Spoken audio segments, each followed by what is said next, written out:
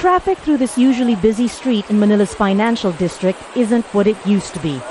The Concepcion family hasn't been able to open their canteen for days now, and the rain hasn't let up.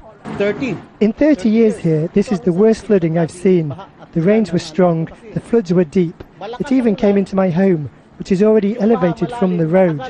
These monsoon rains came right after a tropical storm swept through the northern Philippines last week. There's been a record amount of rain. Dams have spilled and rivers have overflowed, flooding 80% of Manila. More than 1 million people have been displaced, with hundreds stranded on rooftops for hours awaiting rescue. More than 80,000 people are now living in evacuation centers like this one. Warnings to evacuate their homes were issued as early as Sunday evening, and the government says it was as prepared as it possibly could be. The one lesson they say they've learned here now is that there's only so much that can be done to protect against the weather. Which is where volunteer groups like the Angel Brigade come in. There are many like them composed of ordinary citizens who have come together to do what they can to help the most affected. They're even mindful to use biodegradable bags. And their assistance, they say, isn't meant to be seen as a reflection of government inadequacy.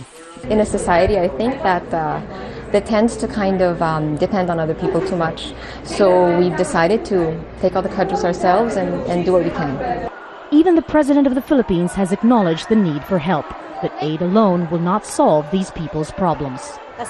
She says it's hard.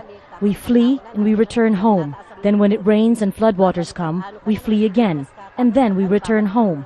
Our lives are very tiring, she says, but we have no other choice. It's what many Filipinos are calling the new normal.